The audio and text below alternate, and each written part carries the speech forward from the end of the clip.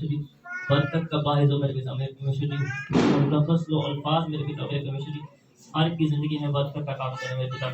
आप हर को छुओ पवित्र आत्मा जी, और बरकत दो। आपका मसा हर को छुए और बरकत दे। आपका जलाल हर को छुए और बरकत दे। पवित्र आत्मा आप छुओ और बरकत दो। पवित्र आत्मा आप छुओ और बरकत दो। पवित्र आत्मा आप छुओ और बरकत दो। आपके पवित्र और मिठाई में मांगता हूँ, आमीन। हालेलुया। तो कितने लोग आज परमेश्वर के लिए, जितने आप परमेश्वर के लिए नम्र बनोगे, आमीन, जितना आप परमेश्वर के लिए सुनने के लिए खुश होगे, परमेश्वर की अनॉइंटिंग, परमेश्वर का अभिषेक आपके ऊपर इतना बढ़ेगा। तो आज हम देखेंगे कि कैसे जो परमेश्वर एक आशीष को देते हैं, एक अभिषेक को परमेश्वर देते हैं, कैसे उस चीज को संभाल के हमने अपनी जिंदगी में रखना है। उस अभिषेक को, उस आशीष को हमने गंवाना नहीं है। उस अभिषेक को, उस अनॉइंटिंग को हमने जाने नहीं देना।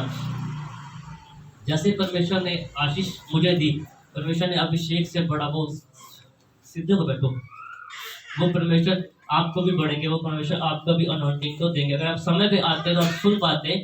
परमेश्वर ने बोला कि मैंने गिने थे 25-30 ऐसे कुछ हो गए हाथों में, उंगली में घाव। तो परमेश्वर ने बोला कि जितने घाव है, घाव नहीं है, ये आशीष है, ये अभिषेक में बदल जाएंगे। तो कल यहाँ से मांस निकलना शुरू हो गया सर्दी के कारण। परमेश्वर के लिए सहा, परमेश्वर की ग्रेस को अपने ऊपर लेने के लिए, जैसे मैंने पहले बोला कि आसान बात है, गर्मी को भी आप सहोगे परमेश्वर के लिए। जब मजबूरी होती तब भी इंसान कहता है ना, तो ऐसे अगर हम सहेंगे परमेश्वर के लिए तो परमेश्वर हमें बढ़ाएंगे। गर्मी को भी परमेश्वर के लिए सहो, सर्दी को भी परमेश्वर के लिए सहो। हर सीजन में सहोगे, हर दिन में, हर घंटे में तापमान ऊपर नीचे जाता है। आप सहोगे तो परमेश्वर में आप बढ़ोगे, आप बढ़ते जाओगे, परमेश्वर की अनॉइंटिंग में आप बढ़ते जाओगे, परमेश्वर के अभिषेक में आप बढ़ते जाओगे। आसान है, मुश्किल नहीं है। अगर हम कर सकते हैं तो आप भी परमेश्वर के लिए कर सकते हैं, आप भी परमेश्वर के लिए सह सकते हैं। परमेश्वर की ग्रेस को आप अपने ऊपर ले सकते हैं। अगर हम खाते हैं खाना, तो किस लिए खाते हैं? कि जीवन जी सके, जिंदगी जी सके, काम कर सके। तो हम प्रार्थना करेंगे, परमेश्वर के लिए सहेंगे, तो एक दिन रूह सीधी स्वर्ग में जाएगी। जो रिश्ता, मैं हमेशा बोलता हूँ कि जो रिश्ता हमारा परमेश्वर के साथ हर दिन मजबूत होता जा रहा है, बढ़ता जा रहा है, वैसे ही आपका रिश्ता भी परमेश्वर के साथ हर दिन मजबूत होना चाहिए, बढ़ता जाना चाहिए। सबने मरना है, लेकिन इतनी तसल्ली रूह को होनी चाहिए कि मरने के बाद मेरी रूह परमेश्वर के पास जाएगी, मेरी रूह परमेश्वर के पास जाएगी, मैं अपने पिता के साथ आराम करूंगा। बाइबल में लिखा है कि कई जातियों का हम न्याय करेंगे अगर हम परमेश्वर के साथ अच्छा रिश्ता बना के रखेंगे। इतना मुश्किल नहीं, अगर आप चाहो तो आप कर सकते हो। अपने दिमाग से वो चीज़ें निकालो, फिर परमेश्वर के लिए जीना शुरू करो। इतनी सर्दी में हमारे घर में सब सुख सुविधाएं हैं, गर्म पानी की गीजर है, सब चीज़ें, लेकिन रात के ठंडे टैंकी के पानी से मन आ गया है। जब वो सर पे पड़ता है ना, होश आती है कि हाँ दुनिया चाहेगी दूसरी, रात का ठंडा पानी है ना। तो वो चीज़ें जब हम सहते हैं किस लिए? परमेश्वर के लिए, है ना। वो देखो, वो लोग आपके घर, हर के ऊपर छत है, हर के घर में एसी, रज़ाई, वो चीज़ें हैं, आप फिर भी इबादत नहीं करते। मैंने ऐसे लोगों को अपनी ज़िंदगी में देखा है जो इतनी सर्दी में, इतनी गर्मी में सड़क पर रह के बाइबल पढ़ते, परमेश्वर का नाम लेते। हम स्वर्ग में जाएंगे क्या? वो जाएंगे। वो लोग सहते हैं परमेश्वर के लिए। कभी मुंह परमेश्वर को ऐसे नहीं बोलते, परमेश्वर मैं सड़क पे पड़ा हूँ, मेरे पास रहने के लिए, खाने के लिए नहीं है, तो मैं क्या करूँ? वो कहते हैं परमेश्वर आपका धन्यवाद हो कि आपने अभी तक क्या रखा, मुझे जीवित रखा, आपने मुझे जीवित रखा ताकि मैं आपका नाम अपने मुंह से ले आऊँ। ऐसे लोगों को मैंने देखा, और ऐसे लोगों के बच्चों ने बाद में इतिहास रख दिया, हिस्ट्री बनाई ऐसे लोगों ने, ऐसे लोगों के बच्चों ने। क्यों? क्योंकि उनका ईमान परमेश्वर के ऊपर था। जैसे हालात में परमेश्वर ने उनको रखा, जैसे लाजर जी को परमेश्वर ने रखा, परमेश्वर को कोसा नहीं, परमेश्वर को बोला नहीं, बने रहे परमेश्वर में, तो वो लोग बढ़ते गए। जो लोग ऐसे परमेश्वर के बारे में कुरकुराते हैं, परमेश्वर के दासों के बारे में कुरकुराते हैं, वो बढ़ते नहीं है। उनके ऊपर परमेश्वर की अनॉइंटिंग, परमेश्वर की ग्रेस जो होती है वो नहीं आ पाती। तो जैसे हम सीखते हैं कि हम परमेश्वर को अपना मुक्तिदाता, उद्धारकर्ता माने, तो जैसे परमेश्वर ने कहा हमारे लिए, वैसे हमें भी चाहिए कि हम परमेश्वर को पसंद करें, किसी इंसान को पसंद ना करें, किसी और को पसंद ना करे, लेकिन परमेश्वर के लिए सही। जैसे मेरे घाव को परमेश्वर ने आशीष में बदला, मैं चाहता हूँ कि अगर मेरे ऊपर इतनी ग्रेस है, इतना मसा है, अगर जैसे मैं चलता हूँ, अगर आप भी चलोगे, आपके दुखों को, आपके परेशानियों को परमेश्वर आशीष में, परमेश्वर अभिषेक में बदल देंगे। तो जिस जगह पे आप रहते हो, या इस चर्च में जब तक आप रहोगे, कितनी अनॉइंटिंग होगी, कितना ग्रेस होगा। जो बाहर चगाट को देखेगा, चगाट पे कदम रखेगा, तो मुझे लगता है कि वो इंसान वहीं से हिलना शुरू कर देगा। अभिषेक उसको ऐसे इस्तेमाल करेगा। लेकिन आप थोड़ी सी परेशानी होती है तो आप प्रार्थना करना बंद, आराम ढूंढते हो, या फिर डॉक्टरों के पास ढूंढते हैं। जितने पैसे डॉक्टर बोले उसको चर्च से निकाल के देंगे, अच्छी देना, एक दिन की बाद दवाई दे दो, एक दिन की और दे दो। लेकिन जब परमेश्वर के कामों के लिए होता है तो हम देते नहीं, हम निकालते नहीं, ना जिस्म से निकालते हैं, ना जेब से निकालते हैं, इसलिए हम पीछे रह जाते हैं। इसलिए हम परमेश्वर की अभिषेक को नहीं देख पाते। आइए हम देखेंगे नहम्याह की पुस्तक, उसकी 16 बाब को हम देखेंगे, 16 की 4 को। शमशोन और दलीला के बारे में हम देखेंगे कि जो अभिषेक उनके ऊपर था, जो अभिषेक उनके बालों के ऊपर था, उन्होंने उस भेद को जाहिर कर दिया, तो फिर अनॉइंटिंग से वो अभिषेक खत्म हो गया। अभी हम पढ़ेंगे। इसके बाद वह सारा नाम एक घटी में रहने वाली दलीला नाम एक स्त्री से प्रीत करने लगा। लिखा कि जब तक हमने जीना है, जब तक हमने जीना है, 314 पेज हिंदी से, 16 की 4। इसके बाद वह सौरेग नामक घाटी में रहने वाली दलीला नामक एक स्त्री से प्रीति करने लगा। हालेलुया। क्या हो गया? उसको इश्क हो गया।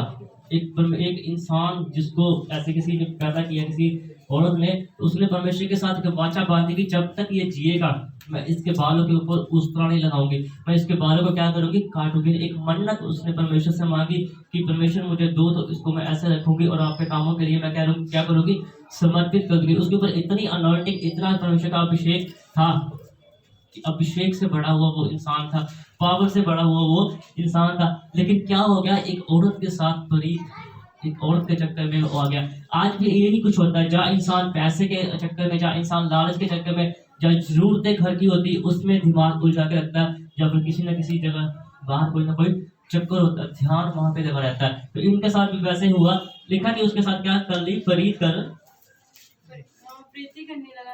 तब फलिस्तियों के सरदारों ने उस स्त्री के पास जाके कहा, जल्दी तू उसको फुसलाकर पूछ कि उसके महाबल का भेद क्या है। लिखा जैसे उसने कुछ फुसला के सरदारों ने उसके पास पूछा कि उसको जाके पूछ कि उसके इस चीज में क्या, कैसे है, ये पावर की इतनी क्यों है, इसका क्या क्या ढंग है, क्या उसका राज क्या है। आज भी शैतान किसी न किसी इंसान को आपके पास भेजता है, आपकी प्रार्थना को नीचे करने के लिए, आपकी अनॉइंटिंग को नीचे करने के लिए, आपकी ग्रेस जो परमेश्वर ने आपको दे दी है उसको नीचे करने, अलग अलग ढंग से। जैसे इन लोगों ने, सरदारों ने उस औरत का इस्तेमाल किया उसको उस चीज में डालने के लिए, उसकी अभिषेक को खत्म करने के लिए, उसको नीचे कराने के लिए, वैसे आज भी शैतान हमारा किसी न किसी ढंग से इस्तेमाल करता है कि मन में अलग अलग विचार आते हैं, अलग अलग चीजें आते हैं कि कैसे हम परमेश्वर की आशीष से, परमेश्वर के मसा से क्या हो जाए, हम वंचित हो जाए। और कौन सा उपाय करके हम उस पर ऐसे प्रबल हो कि उसे बांध कर दबा रखें। हाँ,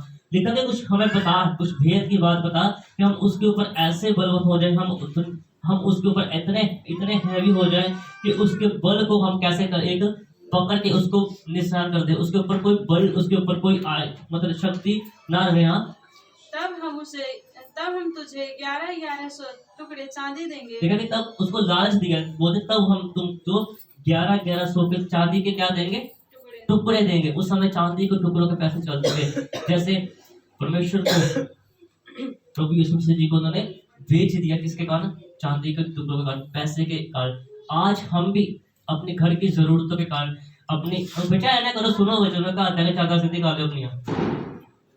आज हम भी परमेश्वर के कामों के लिए, जैसे हम लालच रखते हैं अपने कामों के लिए, परमेश्वर के कामों के लिए हम नहीं सोचते। तो लिखा कि वो लालच उसके दिमाग में, उसके दिल में वो लालच डाल दिया। आज शैतान भी हमारे साथ, जब हम सुबह उठते हैं, वो भी हमारे साथ हमारे दिमाग का इस्तेमाल करता है। आज हमारे घर में ये जरूरत है, आज हमारे घर में ये जरूरत है, उस ढंग से वो इंसान चलना शुरू कर देता है।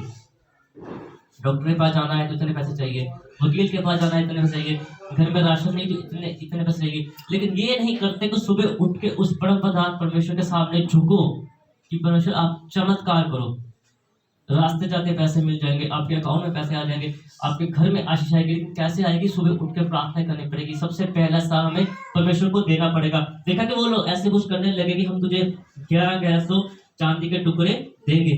तब दलीला ने सिमसोन से कहा, मुझे बता कि तेरे बड़े बल का भेद क्या है। उन्होंने बोला, दलीला ने शिमशोन को बोला कि मुझे बता कि तेरे इतने बड़े भेद, इतने बड़े जो तेरे अंदर इतने पावर है, जो बल है, उसका भेद क्या है, उसका रहस्य क्या है। और किस रीति से कोई तुझे बांध कर दबा रख सकता है। देखा कि उसने बोला, जल्दी जल्दी पढ़ो, उसने बोला कि मुझे बताओ कि क्या ये चीज है, किस कारण तुम इतना बलवंत है, किस कारण आप इतने शक्तिशाली हो। तो मुझे बताओ कि कैसे आपको बांध कर रखे तो आपकी ये शक्तियां क्या हो जाए, खत्म हो जाए। शिमशोन ने उससे शैतान भी आज प्लानिंग करता है कैसे आपकी जिंदगी में कोई काम डाले, कोई मुश्किल डाले, कोई रुकावट डाले कि आप परमेश्वर से दूर हो जाओ, आप चर्च समय में ना आ पाओ, आप दसवंत ना दे पाओ, आप अपने जेब से परमेश्वर के लिए ना दे पाओ, आप अपने जिस्म से परमेश्वर के लिए ना दे पाओ। शैतान भी हमारे ऐसे दुष्ट जो है वो कुछ ना कुछ प्लान करता है, वो सोचता है। जैसे ये औरत सोच रही थी कि कैसे उसको बांधे, उसको पकड़ के रखे, वो जो उसके अंदर परमेश्वर का अभिषेक है, परमेश्वर की ब्लेसिंग है, वो क्या हो जाए, खत्म हो जाए। जब तक हम जिएंगे तब तक शैतान हमारे लिए कुछ ना कुछ करता रहेगा कि इसकी आशीष को ऐसे कम करें, इसके अभिषेक को ऐसे कम करें। इसके लिए परमेश्वर की जो योजना है, परमेश्वर ने इसको जो बरकत देनी है, उसको हम कैसे कम करें। हाँ, सिमसोन ने उससे कहा, यदि मैं साथ ऐसे नई नई ताकतों से बांधा जाऊं जो सुखाई न गई हो तो मेरा बल घट उन्होंने बोला जाएगा। कि एक साथ ऐसे साथ दे हो जिसको कभी सिखाया ना गया हो। उसने उनके साथ झूठ बोला कि उसके साथ अगर मुझे अगर कस के बांध दो तो मेरा बल जो है वो चला जाएगा, जो आशीष है मेरे ऊपर वो क्या हो जाएगी, खत्म हो जाएगी। उन्होंने उस चीज को वहां, और मैं साधारण मनुष्य के समान हो लिखा कि मैं साधारण मनुष्य के समान, जैसे आम इंसान है जिसके अंदर अभिषेक नहीं है, जो नॉर्मल इंसान है, लिखा कि मैं भी क्या हो जाऊंगा, वैसा इंसान हो जाऊंगा। हाँ, तब फलिस्तियों के सरदार दलीला के पास ऐसी नई नई सात तांते ले गए जो सुखाई न गई थी, और उनसे उसने सिमसोन को बांधा। लिखा कि जैसे उसने बोला वैसे ही वो सरदारों ने किया, और ऐसी सात ले गए, उनको नई नई साल ले गए जो सूखी ना गई हो। उन्होंने उसी के साथ उन्होंने सिमसोन को बांधा, और उन्होंने कुछ पास उसके पास कुछ मनुष्य कोठरी में घात लगाए बैठे थे। तब उसने उससे कहा, हे सिमसोन, फलिस्ती तेरी घात में है। लिखा कि ऐसे करने के बाद कुछ इंसान किसी वहां पे पास कोठी में बैठे थे देखने के लिए कि जो ये चीज उन्होंने हमें बताई है, क्या ये चीज सच है, क्या ये चीज सच में ऐसा ही है। तो लिखा कि उसने उसको बोला कि फलिस्ती तेरे ऊपर चढ़ आए हैं। हाँ, तब उसने तांतों को ऐसा तोड़ा जैसा सन का सूत आग से छूते ही टूट जाता है। हालेलुया। तब उसने दांतों को ऐसे तोड़ा जैसे सांप का सूत आग से टूट जाता है, और उसके बल का भेद ना खुला। लिखा उसके बल का भेद ना खुला। उसने ऐसे करके जोर से पावर से उस चीज को तोड़ दिया, लेकिन उसकी अनॉइंटिंग का राज उसको पता नहीं चला, उसके अभिषेक का राज क्या था उसको पता नहीं चल सका। तो उसने ये देखा कि ये तो इसने ऐसे बोला था, लेकिन हमने ऐसे किया, लेकिन वो चीजें क्या हो गई, वो चीजें फिर नहीं हुई। वो तो फिर ऐसे ही बलवंत इंसान है, वो तो फिर ऐसे ही पावरफुल इंसान है, उसके अंदर तो फिर ऐसे ही परमेश्वर का क्या है, ग्रेस है। हाँ, तब दलीला ने सिमसोन से कहा, सुन, तूने मुझसे छल किया और झूठ कहा है। लिखा उसने औरत ने उसको बोला कि आपने मेरे साथ झूठ बोला, आपने मेरे साथ क्या किया, धोखा किया, आपने मेरे साथ धोखा किया, आपने मेरे साथ छल किया। आज शैतान भी आपसे बात, मैंने एक जगह प्रचार किया था यहीं पे, शैतान स्वर्ग का रूप धारण कर लेता है। आवाज आ रही है, दिख रहा है, कोई बड़ी बात नहीं, उसका अनुवाद हो जाइए। बाइबल में लिखा कि आत्मा की परख भी हो जाइए कि कौन चला रहा है, कौन दिखा रहा है। तो उसने उस चीज को देखा, उसने बोला कि आपने मेरे साथ क्या किया, आपने मेरे साथ धोखा किया। हाँ, अब मुझे बता दे कि तू किस वस्तु से बंध सकता है। उसने उससे कहा, यदि मैं नई नई रस्सियों से जो किसी काम में न आई हो कसकर बांधा जाऊं तो मेरा बल घट जाएगा। हाँ, पढ़ो, जल्दी जल्दी पढ़ो। और मैं साधारण मनुष्य के समान हो जाऊंगा। तब दलीला ने नई नई रस्सियां लेकर और उसको बांध कर कहा, हे शिमशोन, फलिस्ती तेरी घात में है। कितने मनुष्य उस कोठरी में घात लगाए हुए थे। देखा कि उसने तब फिर एक और बात उनको बताई, लेकिन वो भी बात सच नहीं थी। जब वो बार बार पूछ रही थी तो उन्होंने बोला कि नई नई रस्सियों के साथ लाके मुझे बांध दो, तो मेरे ऊपर जो अभिषेक है, मेरे ऊपर जो आशीष है, उसका क्या हो जाएगा, वो खत्म हो जाएगा। तो लिखा कि ऐसे उन्होंने किया, नई रस्सियां लेके आए, उसको उनके साथ बांधा। तो लिखा कि उसने फिर उसे बोला कि शिमशोन, तेरे ऊपर फिलिस्तीनी जो क्या है चढ़ आए। तो लिखा कि उसने तुरंत अपने वैसे ही फिर सूरत को अपने समान बोझों पर तोड़ दिया, जैसे वो पहले उसने किया वैसे उसने ऐसे किया। तो फिर वो चीज क्या हो गई, फिर वो चीज टूट गई। तब दलीला ने शमशोन से फिर कहा, अब तक तूने मुझसे छल करता आया है और तू मेरे साथ क्या है, झूठ बोलता आया है। तो अब मुझे तू बता दे कि कहां से इतना तू बांध सकता है। उसने उससे कहा कि यदि तू मेरे सिर की सातों लटे ताने में बुने तो बन सकता हूँ। हाँ, अतः उसने उसे खूंटी से जकड़ा। तब उससे कहा, हे शिमशोन, फलिस्ती तेरे हाथ में है। तब वह नींद से चौंक उठा और खूंटी को धरन में से उखाड़ कर उसे ताने समेत ले गया। तब दलीला ने उससे कहा, हाँ, लिखा कि उसने फिर उसको पूछा, तो उसने बोला कि मेरे बालों की जो 7 लटे हैं उसको एक साथ अगर आप बांध दो तो मेरे अंदर जो पावर है, मेरे अंदर जो अभिषेक है, वो क्या हो जाएगा, वो खत्म हो जाएगा। तो वैसे ही उन्होंने ऐसे वो चीजों को किया। लेकिन फिर जब उसने बोला कि फलस्तीनी तेरे ऊपर, जब मैं जल्दी जल्दी मैं आपको बता रहा हूँ कि सबके लिए प्रार्थना करनी है और परमेश्वर के अभिषेक को भी आपके ऊपर बांधना है। तो इसने फिर वो चीज किया, लेकिन जब वो चीजें हुई तो ऐसे उसने उसके ऊपर किया। तो लिखा कि फिर वो चीज नहीं हो पाई। उसने बांधने की कोशिश की लेकिन बांधा नहीं गया। फिर उसने वो चीज को तोड़ दिया।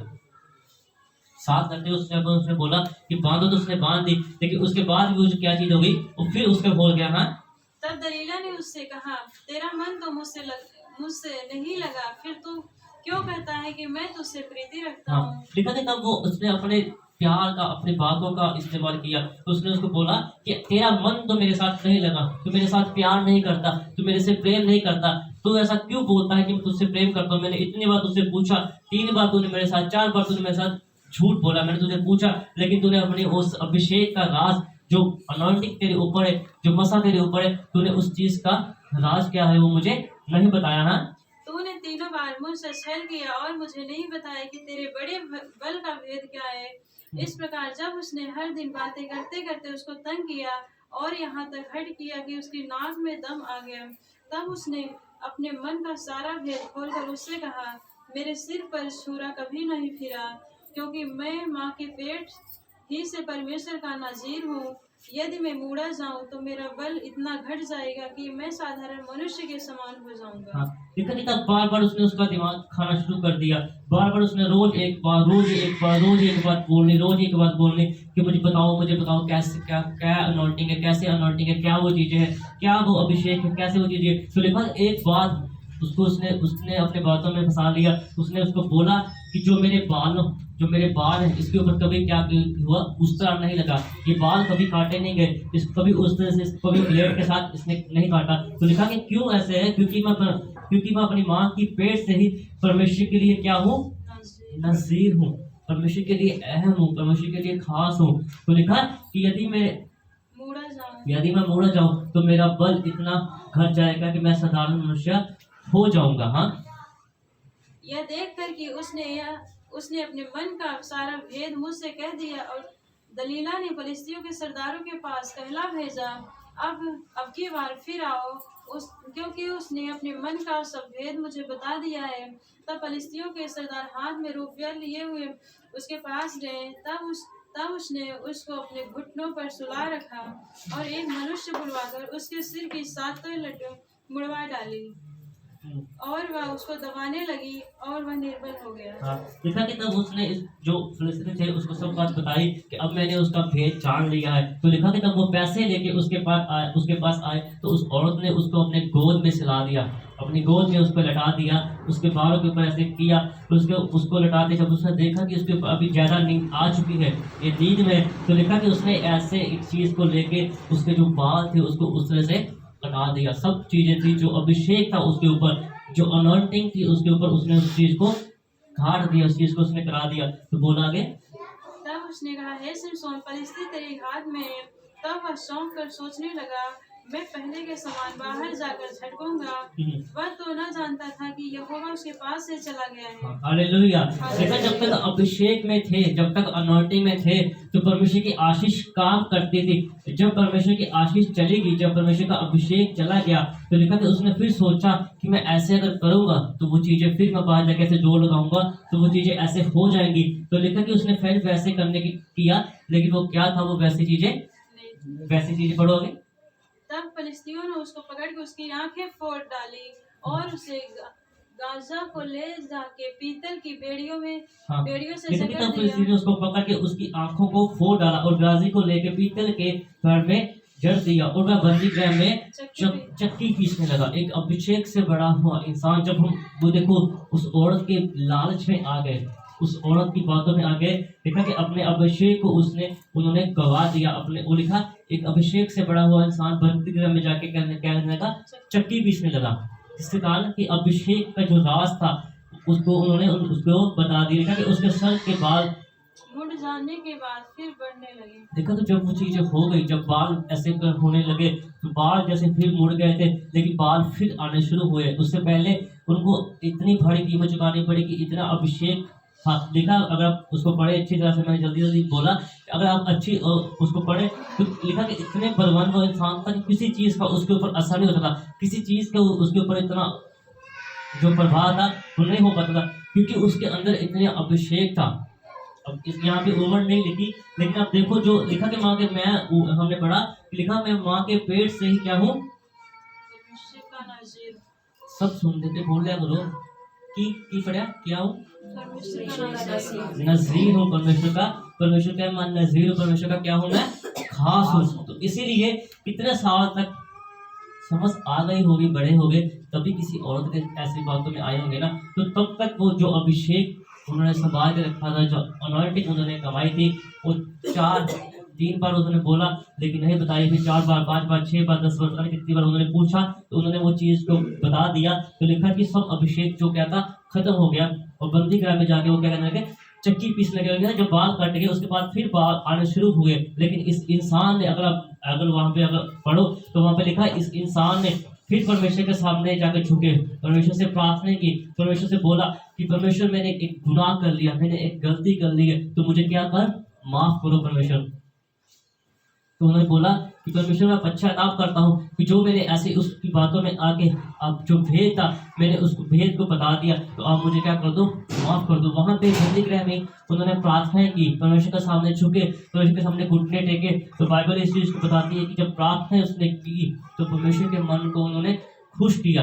पाप कर लिया, गलत काम कर लिया, अपनी आशीष के बारे में, अपने राज था जो उन्होंने बता दिया, लेकिन वही उस चीज के बाद जब चक्की पीसना शुरू किया उनको समझ आई कि मैं कहाँ पे था, मेरी अनॉइंटिंग का लेवल क्या था, मेरे अभिषेक का लेवल क्या था। 3 बार गिराना चाहा शैतान ने उस औरत के बातों में, लेकिन मैंने अगर सच नहीं बताया तो मेरे अंदर जो अभिषेक था, मेरे अंदर जो परमेश्वर का मसा था वो काम करता गया।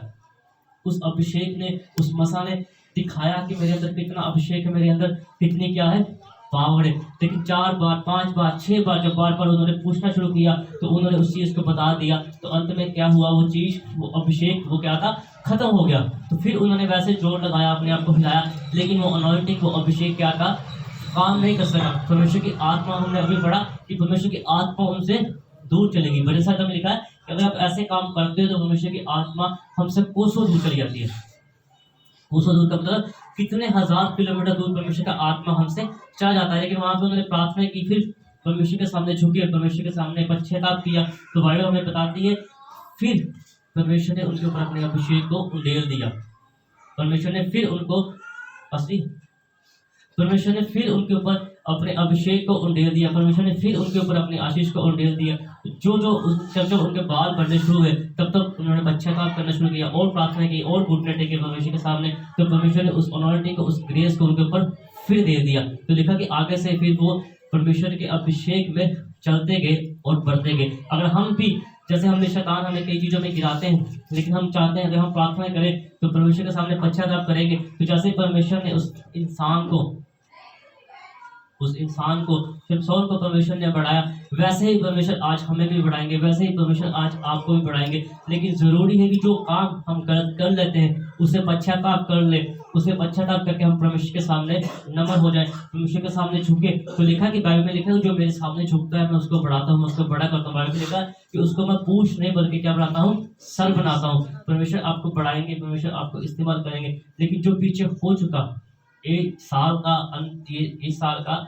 इस महीने का ये अंतिम संडे है। अभी हमारे पास 11 महीने और हैं। अगर हम पश्चाताप आज से करेंगे तो अगले 11 महीनों में हम परमेश्वर की कितने दिन हैं, कितने पल हैं, हम परमेश्वर के बड़े बड़े अभिषेक को, बड़ी बड़ी आशीष को अपने घरों में अपने बच्चों में हम देखेंगे। तो जो लोग नहीं आए थे, परमेश्वर सबको बरकत दे। और इस सप्ताह में हम दोबारा उस चीज को रिपीट करता हूँ कि 23 फरवरी से 5 अप्रैल तक फास्ट है। 23 फरवरी से 5 अप्रैल तक फास्ट है। परमेश्वर की 40 रोजे जो होते हैं वो शुरू है। सो पास ने लिखा, परमेश्वर को बरकत दे। जो लोग चाहते हैं फास्टिंग करना, अभी 1 महीने पहले से, 1 महीना है, 1 महीना कुछ दिन है पहले, 1 महीने से कम कुछ दिन है, तो आपको बता रहा हूँ, आप उसके लिए अपने आप को तैयार करो कि परमेश्वर की आत्मा आपको उस दिनों में बढ़ाएं। तो मेरे लिए पाप ना करना, जैसे मैंने बोला कि हम 1 साल फास्टिंग करेंगे, 1 साल हम कुछ नहीं खाएंगे, 1 साल के लिए, यानी कि 2026 चल रहा है, 23 फरवरी से 2027 तक 1 साल मैं फास्ट करूंगा, 1 साल मैं कुछ नहीं खाऊंगा। सो आप देखना जब मैं आया तो परमेश्वर का ग्रेस कैसे बनना शुरू हो। जब तक भी हुए जबूर चला हमने, है ना, तो परमेश्वर की आत्मा इन हाथों के ऊपर थी, ऐसे ऐसे परमेश्वर अभिषेक से चलाते, मेरी आंखों से आंसू बह रहे थे। अभी वो एक कुछ दिन बाकी है, 1 महीने से, अभी वो चीज़ें शुरू नहीं हुई। जब वो 1 साल बीतेगा हर संडे को, और 1 साल के बाद आप देखना अभिषेक का लेवल कितना होता है। अगर आप भी हिम्मत करो, मैंने कई बार बोला, प्रचार भी किया, सर्दी गर्मी कोई ऋतु आपको परेशान नहीं कर सकती। अगर आपका ध्यान परमेश्वर के अभिषेक के पीछे हो, अगर आपका ध्यान परमेश्वर की बरकतों के पीछे हो, तो अगर आप भी चाहो तो मेरे साथ 1 साल, 6 महीने, 1 महीना, 2 महीना, 3 महीना आप कर सकते हो। परमेश्वर आप सबको बढ़ाएंगे। जैसे परमेश्वर मुझे बढ़ा रहे, वैसे परमेश्वर लिखा बाइबल में कि परमेश्वर किसी का भेदभाव नहीं करते, परमेश्वर आपको भी बढ़ाएंगे। टेंशन सबको है, परेशानी सबको है, लेकिन हर चीज को परमेश्वर के लिए सहना है।